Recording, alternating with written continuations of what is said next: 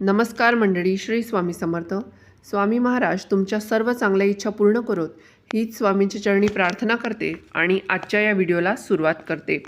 यंदाच्या हुताशनी फाल्गुन पौर्णिमेला लागणारं चंद्रग्रहण, चंद्राला ग्रहण लागणार आहे. त्यामुळे होळी प्रज्वलित करता येणार का?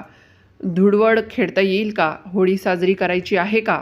त्याचबरोबर हे चंद्रग्रहण होळीच्या दिवशी आलेलं आहे की धुलिवंदनाच्या दिवशी आलेलं आहे? या चंद्रग्रहणाचे वेध आपल्याला कधीपासून पाळायचे आहेत? कारण हे चंद्रग्रहण भारतामध्ये दिसणार आहे आणि गर्भवती महिला, लहान मुलं, ज्येष्ठ मंडळी यांनी वेदादी नियम कधीपासून पाळायचे आहेत? कारण आपल्यासाठी आणि त्यांच्यासाठी वेगळा टायमिंग असतो. त्याचबरोबर चंद्रग्रहणाचा चंद्रग्रहणाचा मोक्ष आणि ग्रहणाचा पुण्यकाळ सुद्धा मी तुमच्यासोबत शेअर करणार आहे. होळी, धुळीवंदन आणि चंद्रग्रहणाबद्दल संपूर्ण माहिती या एकाच व्हिडिओमध्ये तुम्हाला मिळून जाईल. त्यामुळे व्हिडिओ स्किप न करता शेवटपर्यंत नक्की पहा.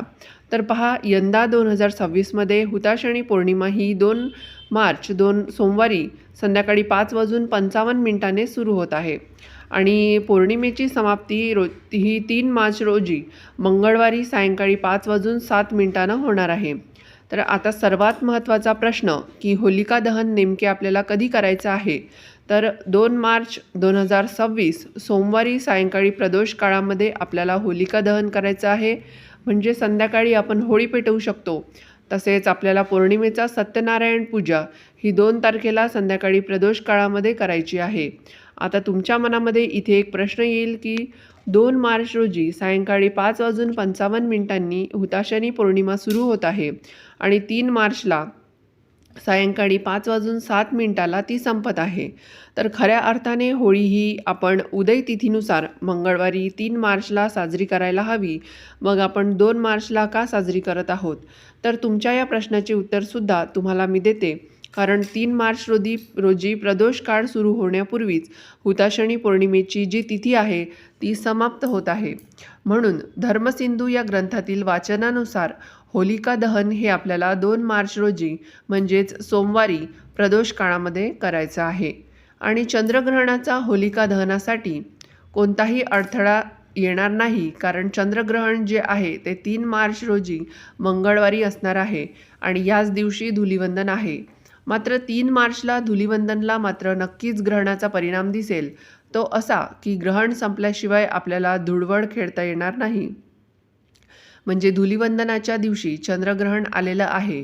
होळीचा आणि चंद्रग्रहणाचा काहीही संबंध नाही आहे. हे चंद्रग्रहण भारतात दिसणार आहे. त्यामुळे आपल्याला या ग्रहणाचे सर्व वेदादी नियम देखील पाळायचे आहेत. तर ज्योतिष्यशास्त्रानुसार चंद्रग्रहणाचा सूतक काळ खूप महत्त्वाचा असतो. वर्षातील हे पहिले चंद्रग्रहण भारतामध्ये दिसणार असल्यामुळे त्याचा सूतक काळसुद्धा लागू होईल.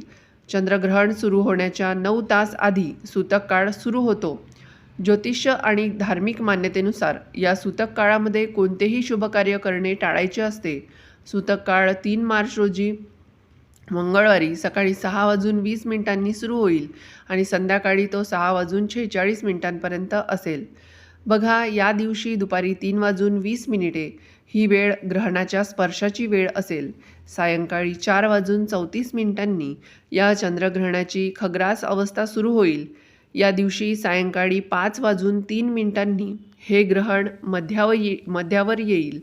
त्यानंतर त्याच दिवशी सायंकाळी 5:33 चंद्रग्रहणाची फक्त खग्रास अवस्था संपेल. मात्र या चंद्रग्रहणाचा मोक्ष अर्थात संपूर्ण चंद्रग्रहण हे या दिवशी सायंकाळी 6:46 संपेल.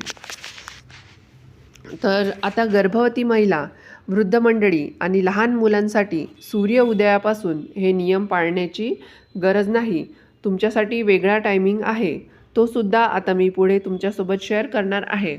मात्र ज्या महिला गर्भवती नाही आहेत, जे पुरुष आजारी नाही आहेत, अगदीच वयोवृद्धसुद्धा नाही आहेत, त्याचबरोबर लहान बालकही नाही आहेत, अशा सर्वांनी ग्रहणाचे नियम मंगळवार दिनांक 3 मार्च 2026 रोजी सकाळी 6:20 किंवा त्या दिवशीच्या सूर्योदयापासून ते संध्याकाळी ग्रहणाच्या मोक्षापर्यंत म्हणजेच काय तर सायंकाळी 6:48 या वेळेपर्यंत पाळायचं आहे. 3 मार्च रोजी दुपारी 3:20 ग्रहण स्पर्श सुरू होईल. तो ग्रहणाचा मोक्ष हा 3 मार्च रोजी सायंकाळी 6:46 असेल. या काळामध्ये सूतक काळ सुरू होताच मंदिराचे दरवाजे बंद केले जातात. तसेच यावेळी नामजप आणि तपश्चर्या यांना विशेष महत्त्व आहे. त्यामुळे ग्रहणाच्या काळात किंवा सूतक काळामध्ये तुम्ही नामस्मरण करू शकता.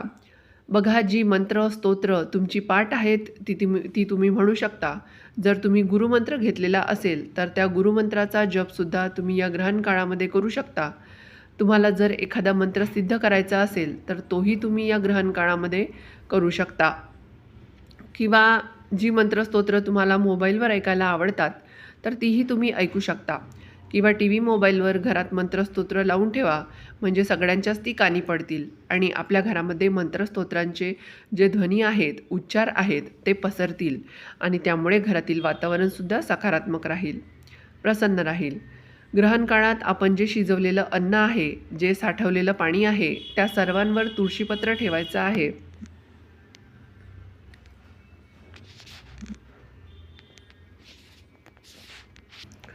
तसेच गर्भवती महिलांनी, वयोवृद्ध लोकांनी, लहान बालकांनी ग्रहणाचे नियम जे आहेत किंवा ग्रहणाचा जो काही वेदकाळ आहे तो सकाळी 11 वाजेपासून ग्रहण मोक्षापर्यंत पाळावा. म्हणजेच काय, 3 मार्च 2026 रोजी मंगळवारी सकाळी 11 वाजेपासून ते सायंकाळी 6:46 नियम पाळले तरीसुद्धा चालतील. आता अशा वेळी या ग्रहण काळामध्ये गर्भवती महिलांनी एका जागेवर बसायचं आहे. तुम्ही रिलॅक्स होऊन बसा असं काही नाही की मांडीच घालून बसा, उठूनच बसा.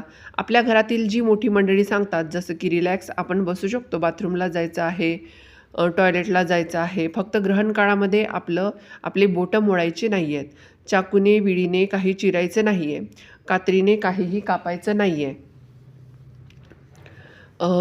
किंवा कोणाची वेणी घालायची नाही आहे. आपण स्वतः आपली वेणीसुद्धा घालायची नाही, केस विंचरायचे नाही, ग्रहण बघायचं नाही, झोपायचं नाही, या गोष्टी करायच्या नाही.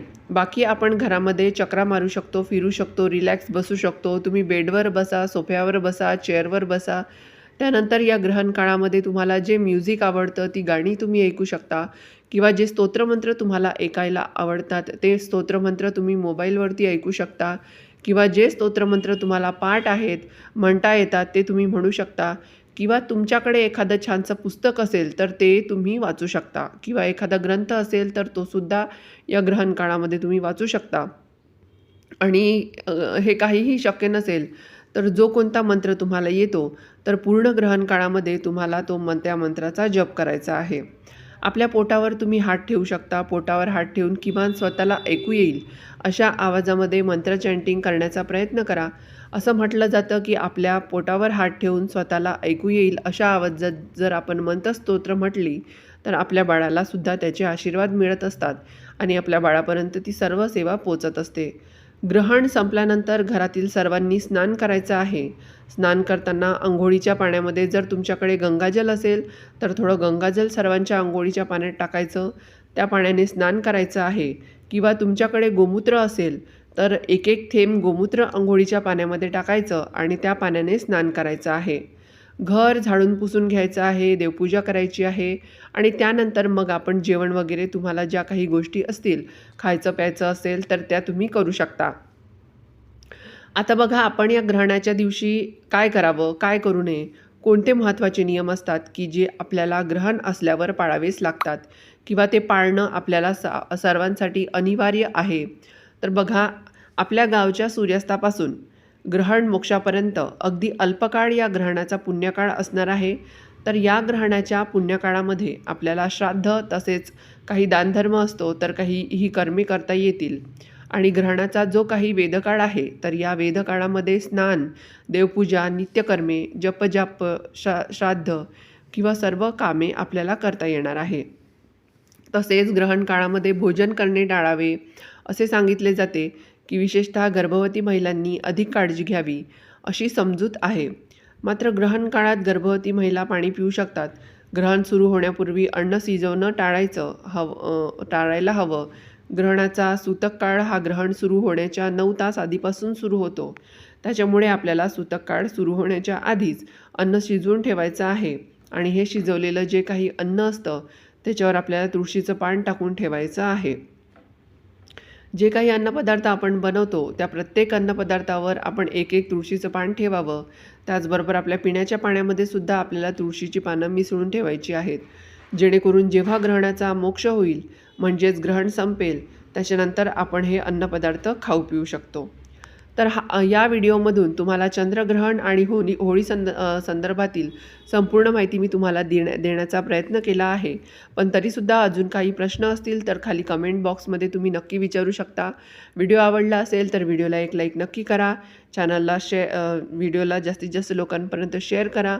आम्ही अमरावतीकर या यूट्यूब चॅनलला सबस्क्राईब करायला विसरू नका. व्हिडिओ शेवटपर्यंत पाहिल्याबद्दल तुमचं मनापासून धन्यवाद. श्री स्वामी समर्थ. जय जय स्वामी समर्थ.